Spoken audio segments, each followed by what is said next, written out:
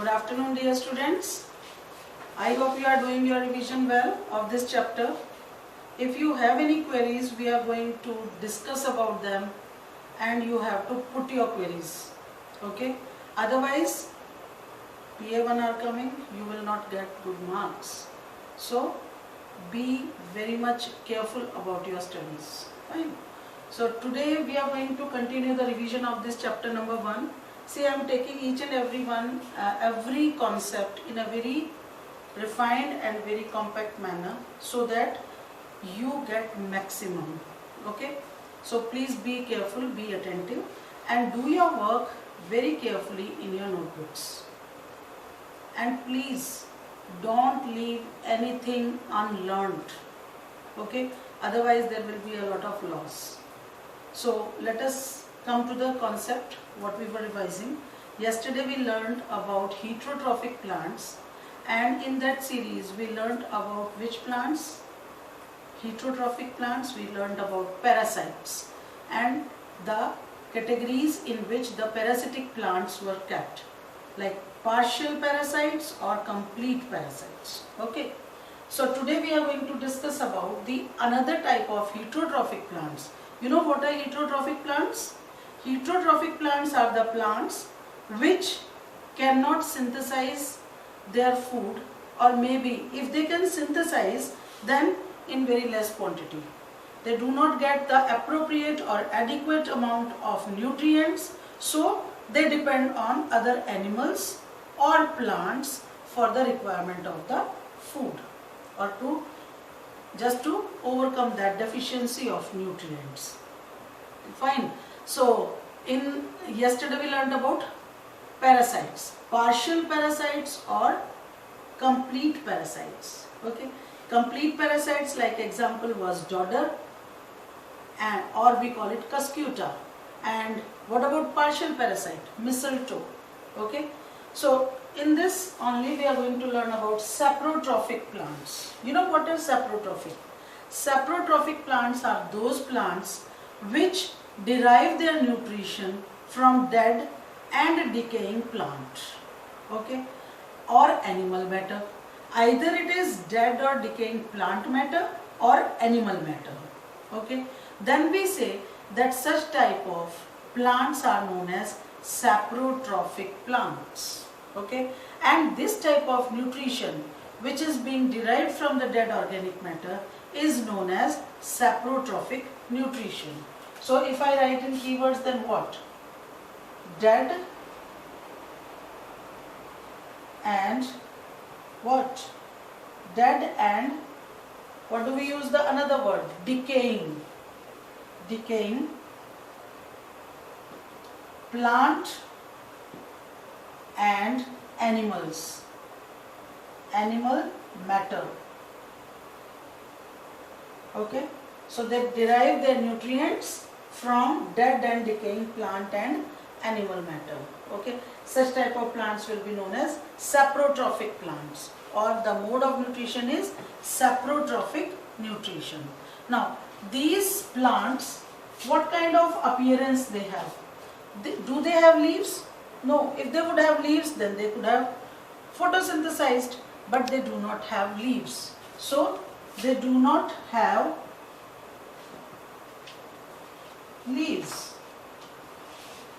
Okay, leaves are absent, or if they are present, then they are non-green. Okay, do not have leaves, or leaves if present, then non-green, means they are not able to photosynthesize. So these plants are these are the characteristics of the plants, either no leaves, or if leaves are there, then non-green. Okay.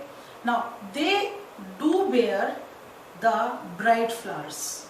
Why? So that the insects can easily have been attracted to them. Okay. They have bright flowers. Then these plants grow in shady areas. So this is also one of the reasons that they derive food from the Dead organic matter, because sunlight is not there, so decomposition will take place. Okay, dead and organic matter would be there, it will decompose. So the decomposed matter is going to convert into simpler nutrients, and these nutrients will be taken by saprotrophic plants. Okay, so examples are Indian pipe, coral root. Examples,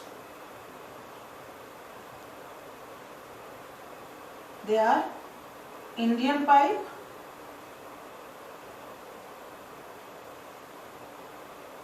coral roots. These are some examples of this. Okay, saprotrophic plants. Besides this, they contain such type of organisms or plants, they contain some fungi in them. Okay, in the roots.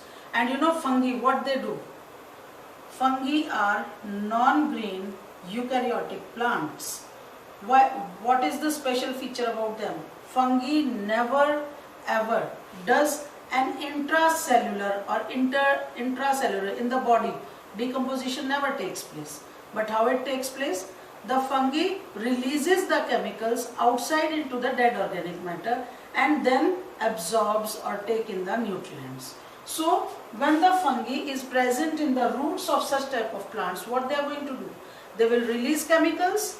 If the chemicals are being released, then chemicals are going to digest the food or break down into simpler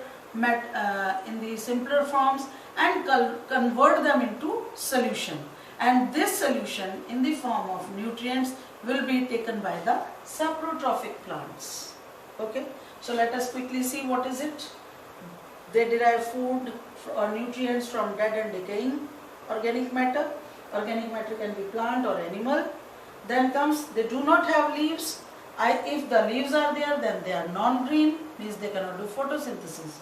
They are found in shady areas. Okay, then examples are Indian pipe and coral roots. Okay, so these are the examples. And what is so special about them? The roots contain fungus, and fungus does what? Fungus releases some chemicals outside into the organic matter, convert the organic matter into solution form which contains nutrients, and these nutrients are being taken in by the plants. Okay, so this is how the saprotrophic plants survive. Now we will come to the another one, that is insectivorous plants.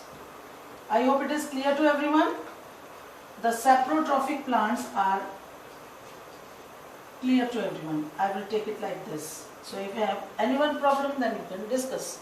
So let us come to the next concept now, which plants insectivorous. insectivorous,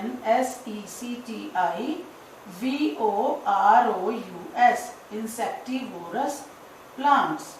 Now the name is only giving you the hint.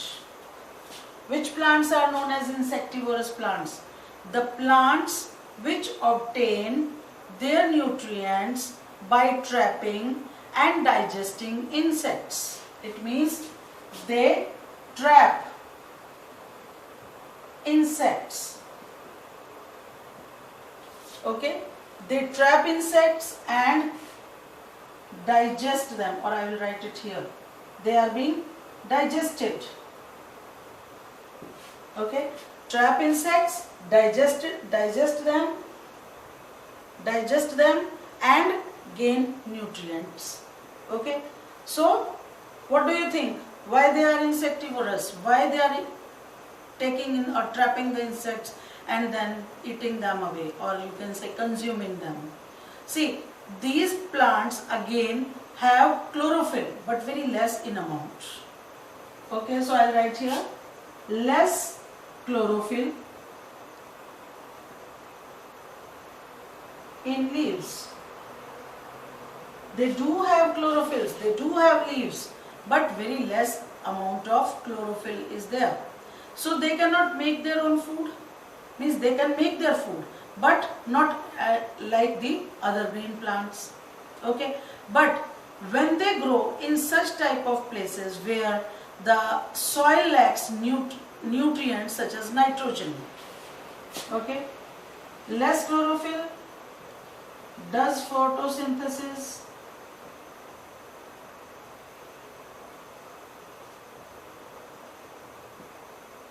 or you don't write less, contain chlorophyll in leaves, does photosynthesis, but if they grow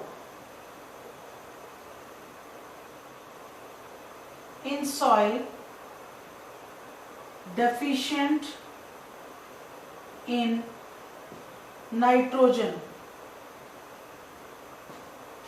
that they become insectivorous. Okay, so the leaves that are present in them, what do? Because photosynthesis won't be done, so what do? They modify them in such a way that they start trapping the insects, and they are also called carnivorous plants. Okay, carnivorous plants. Why? Because they are eating the insects. Okay, they are consuming insects, so that's why they are also known as carnivorous plants. Can you give some examples of the carnivorous plants or the insectivorous plants? See, there are like pitcher plant, Pitcher, pitcher plant. You know what is so special about this? The plant has a shape like a pot, and the other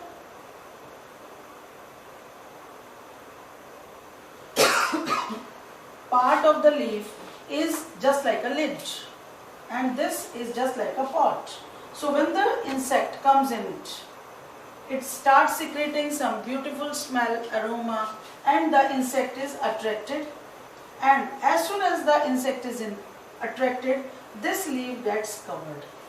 Okay, the lid like structure that has been modified by the leaf covers it. As a result, the insect is trapped inside. Okay, when it is trapped inside, then what happens? The insect won't be able to come outside. So the plant, that particular part, it starts secreting some chemicals, we call them enzymes, and these enzymes, they start dissolving the insect, and as a result convert it into nutrients. Okay, so whatever the nutrients, which nutrients are required? Nutrients are required like nitrogen. Okay, so nitrogen is being taken in, and the deficiency of nitrogen that was created into the soil is being taken like this, is being overcome like this. So this is how the insectivorous plants, we talked about the pitcher plant, works. Then there are some more. Venus flytrap, you know, it is just like a jaw. Okay, as soon as the insect comes, the jaw closes, and when the jaw closes, what happens? The insect is trapped inside, so it won't be able to come out. And you will be surprised to know that such type of like pitcher plant or this Venus flytrap, they can catch bigger animals also. Sorry, just like rodents, like rats or some other animals, such type of, they can catch, they can make prey to them also. Then there is one more, you know, it's a sundew plant, we call it sundew.